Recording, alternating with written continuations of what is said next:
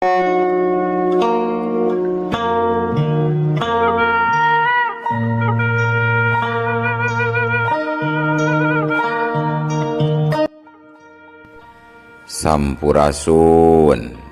Wadia Balad ATE official di mana wae ayana. Alhamdulillah wa syukru ala ni'amillah. Kalayan diwuwuh ku qabul anu maha agung, dibarengan ku pangijabah anu maha kawasa, diiring ku kadeudeuh kanyaah Gusti anu maha suci. Urang ayeuna dugi kadangat ayeuna masih keneh tiasa ditepang dangukeun deui dina acara anu matuh kamemet urang sadayana.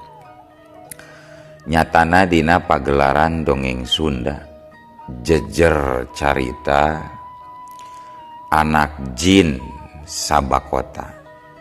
Ayeuna bagian anu ka 22 nanya pamiarsa. Ieu dongeng mangrupikeun buah karyana Kang Ian Aditya di Palihan Rancah Ciamis. Kangge Kang Ian ngahaturkeun rewu nuhun laksa ketik kabingahan, rehna parantos ngintunkeun naskah sakaligus ngawidian mamang kangge medar ieu dongeng dina Kandaga ATE official ieu.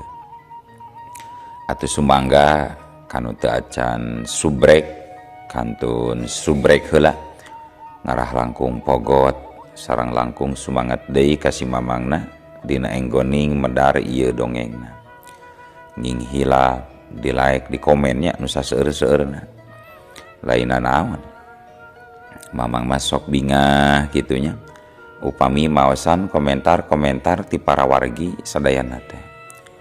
Kalintang bingahna deui upami mah link video mamang ieu dipanggeserkeun atanapi dipangbagikeun. Atuh ngarah teu nyangkolong tingkana waktos sumangga. Ayeuna mah urang lajengkeun deui dongeng anak jin sabakota bagian anu ka 22 na. Kumaha salajengna? Sor cekopina, betot simbutna, pagan heula tali kolorna, bisi morosot, merezel, morozol, uzel-uzelan di tengah jalan. Tumpak, dung-dung, des.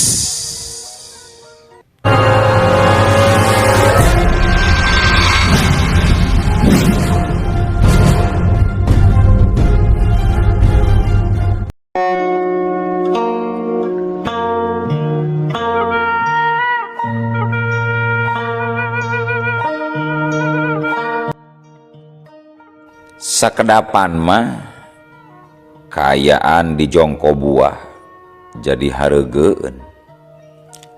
Nalika kajadian teu disangka-sangka nampeu hareupeun mata. Neng Dea jadi samar pola jajantungna ngaradak ratug tutunggulan.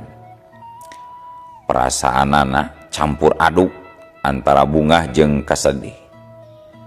Sementara Raden Samar mahana ngusahakeun supaya teu kabawa ku parasaan sabab balukarna moal matak PHD-eun.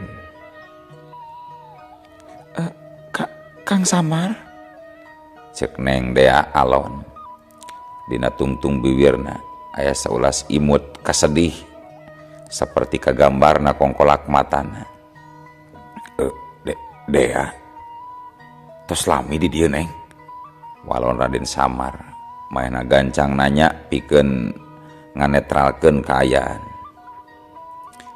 Harita Hawa di sajeroeun pasar nambahan rasa baringsangna.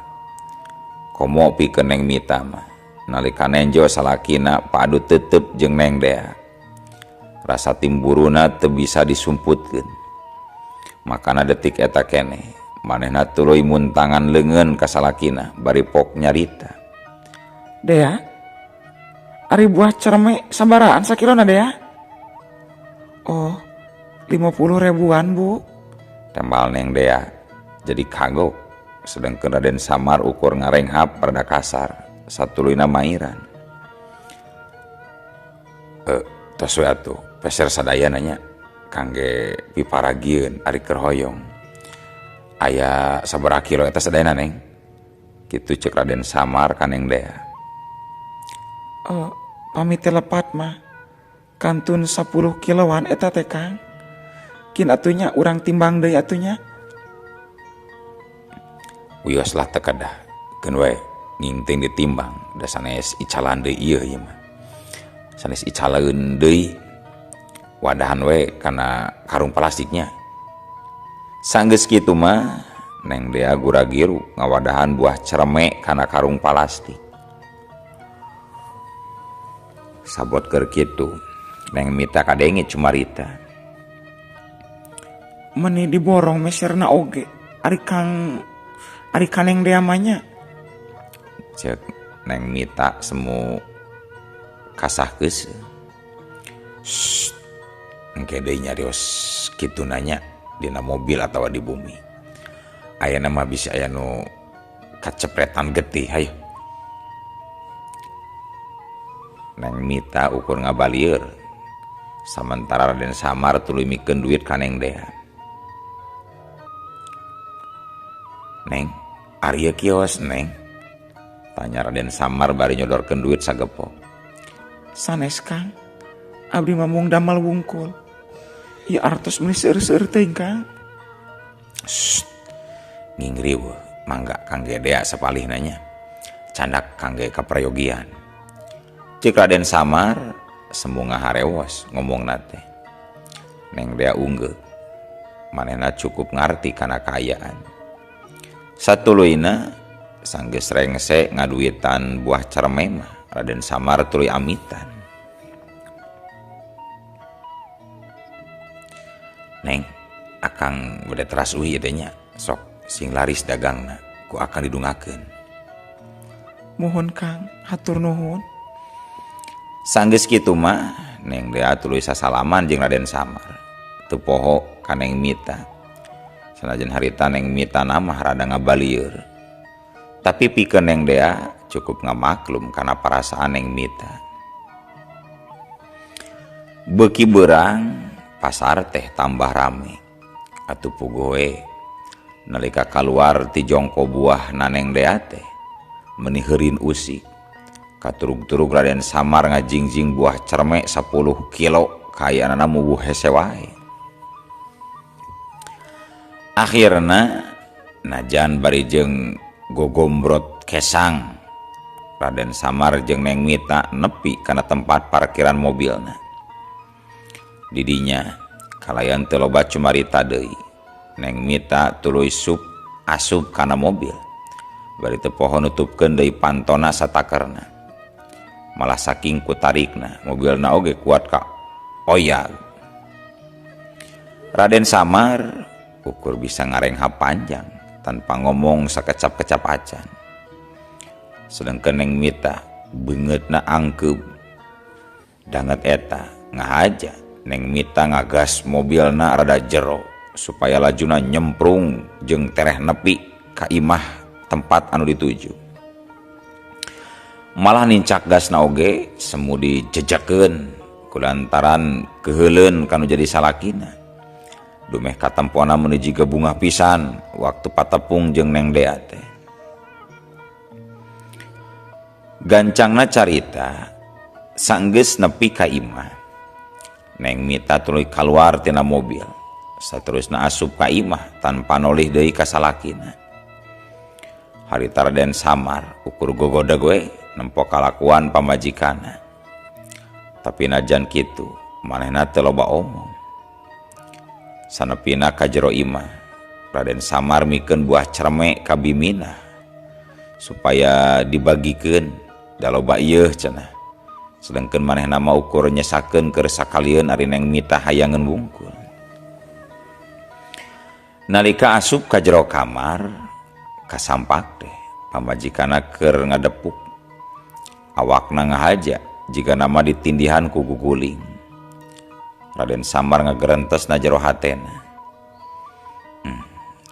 Nepi ka kituna ieu pamajikan timburu. Padahal aing teh ukurnanya wungkul ka Sidea. Jigana perbawa orok sugannya. Dasar awewe.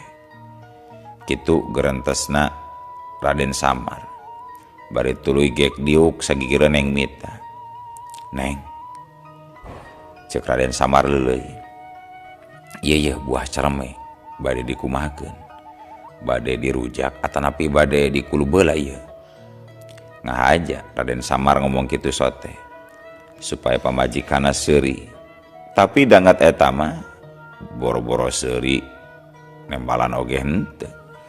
Nu aya kalaka beuki mubuy kana kasur. Atuh Raden Samar laju ngusapan buuk Neng Mita. Neng, ieu cereme ieu beli hasil manten bari dirujak ayeuna tanapi moal Neng.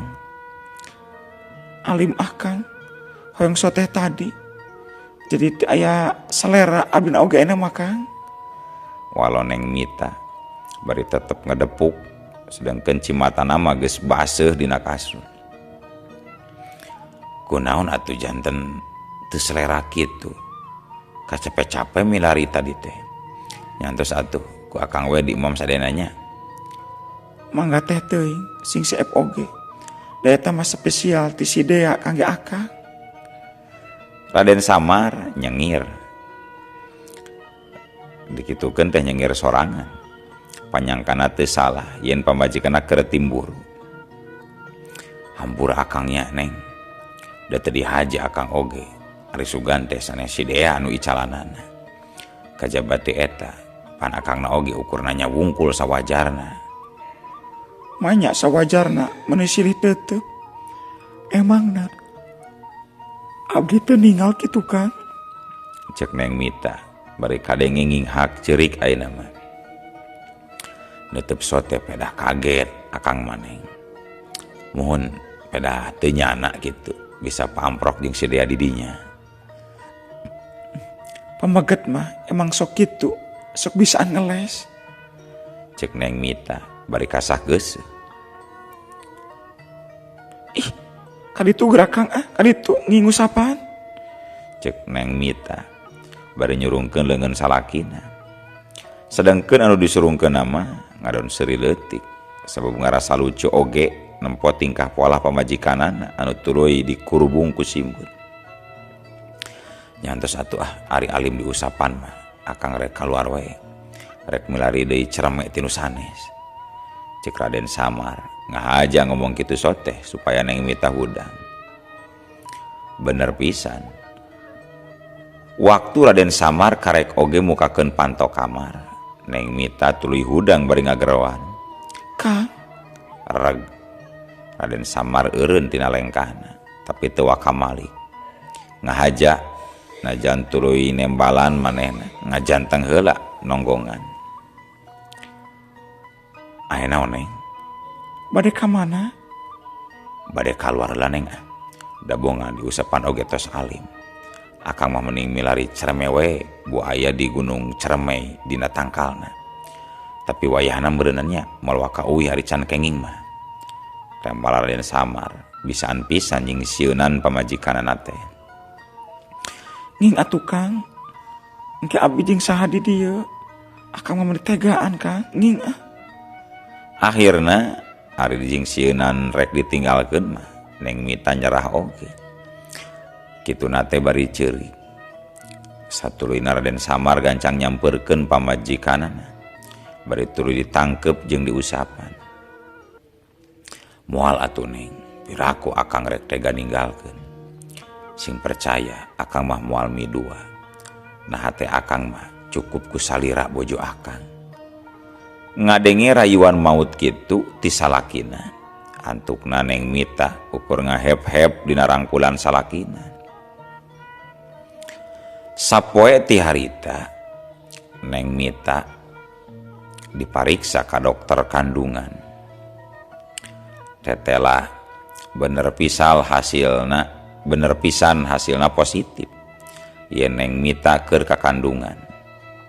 Kanyataan eta tangtuna mangrupakeun beja anu matak gumbira pikeun Neng Mita jeung Raden Samar. Tapi dibalik eta aya rasa barinjan jeung kamelang lain memeusan dina hati Raden Samar. Kusabab hiji mangsa manehna kudu balik ka nageri Surasowan. Teu jiga biasana peuting harita Raden Samar guling gasahan. Sarena teu tibra, nang karak salah ngarengkol teu geunah, nang kuban teu parurugu.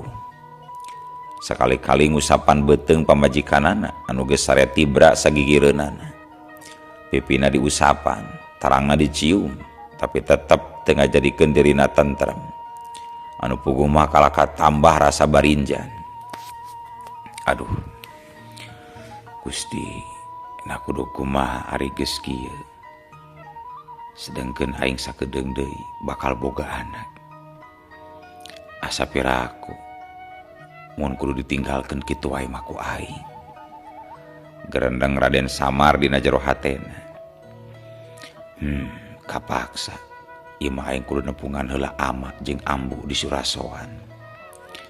Rek bebeja we sajujurna, susuganan ari dibejakeun rek boga incu mah aing dibebaskeun hirup di alam manusia salilana. Saterusna sanggeus ngagerendeng kitu mah Raden Samar tuluy kaluar ti imahna. Jerimna ngabalesat nembus ruang waktu anu misahkeun antara alam gaib jeung alam manusia.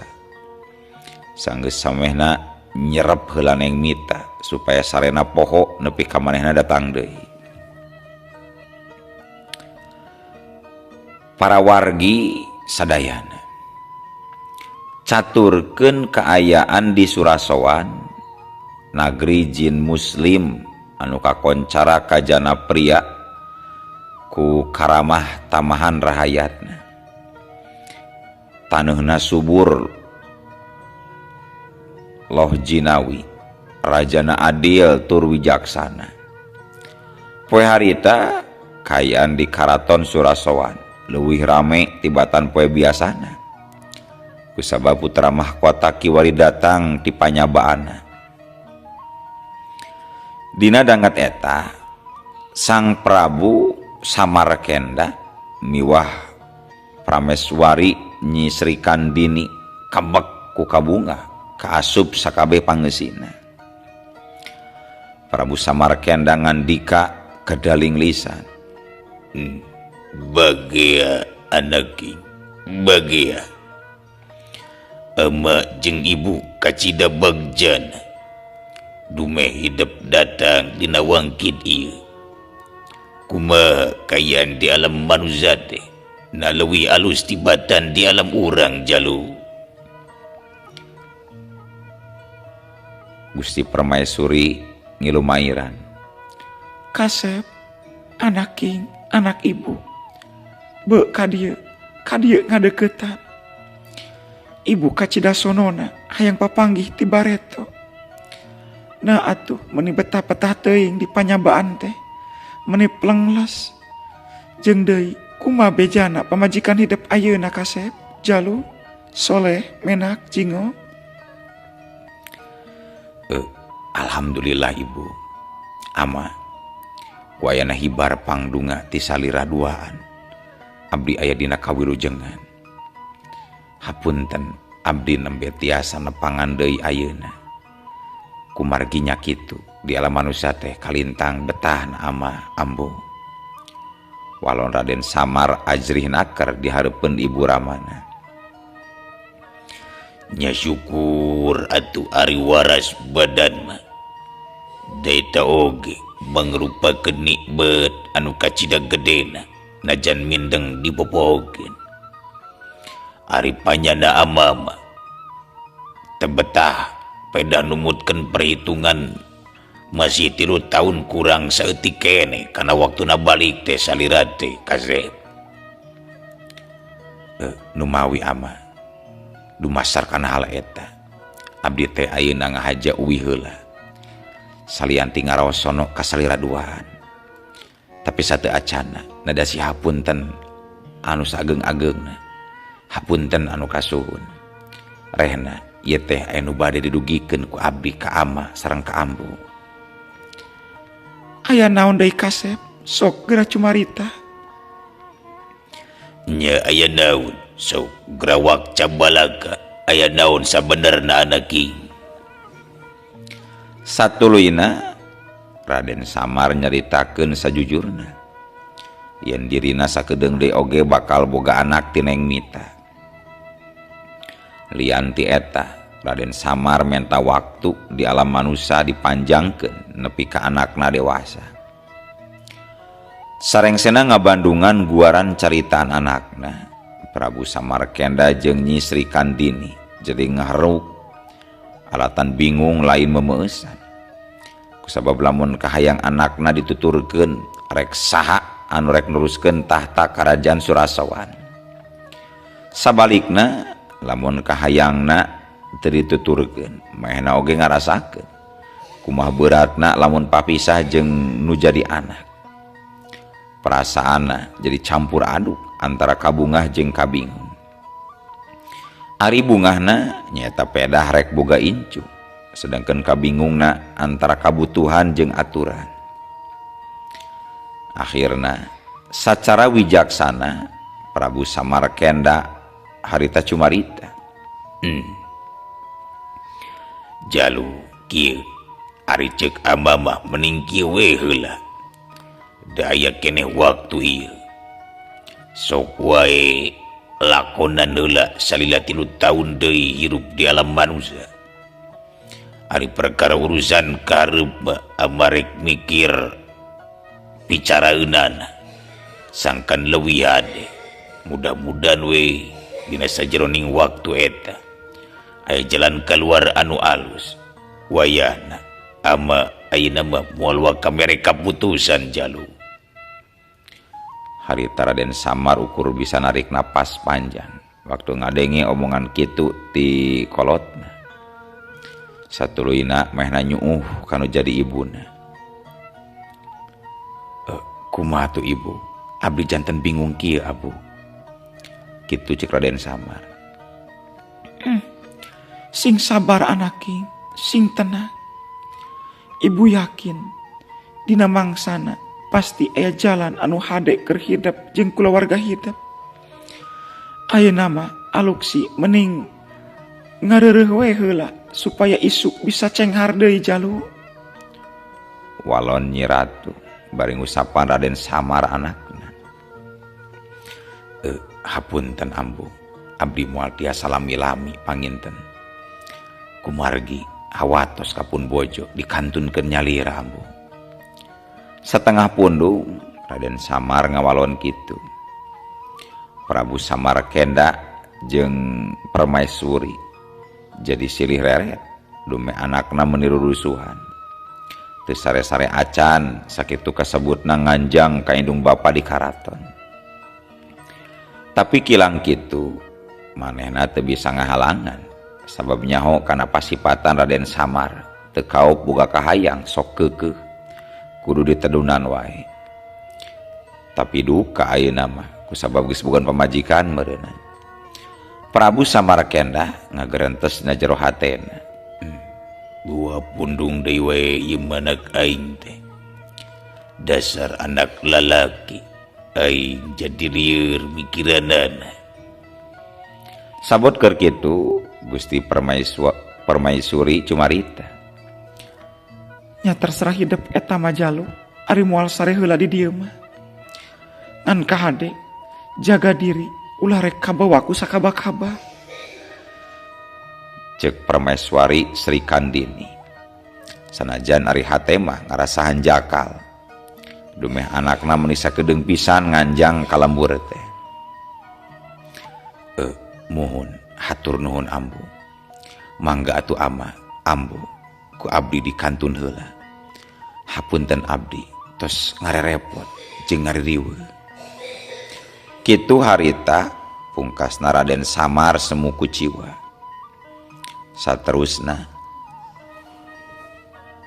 saenggeus sasadu jeung amitan mah Raden Samar tuluy indit deui ninggalkeun karaton Surasawan ngajugjug ke alam manusia. Ngabaranyaina kilat marangan lumampahna Raden Samar anu suat seot di mega hideung. Ngahaja hiberna rada ugal-ugalan demi ngalupaskeun rasa kategenah hatena alatan kahayangna candi panujuan. Mega hideung didupak dijadikeun palampiasan ka kesalna sabab teu wani camplak ari kudu ngalawan ka kolot mah. Sanajan sakumaha kuciwana oge.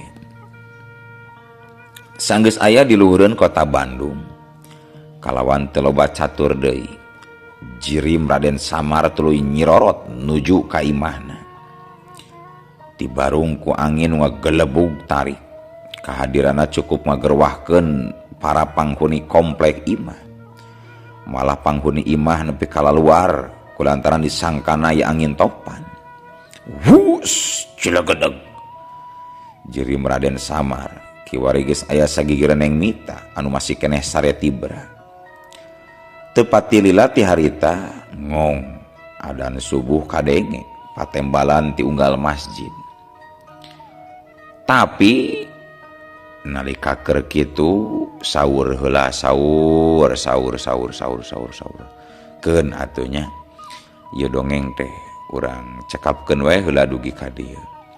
Insyaallah enjing pageto baris dilajengkeun deui. Atuh ku kitu ku kieuna mamang saja amit mungkur amit mundur ti payuneun para wargi sadayana. Hayu ah. Assalamualaikum warahmatullahi wabarakatuh.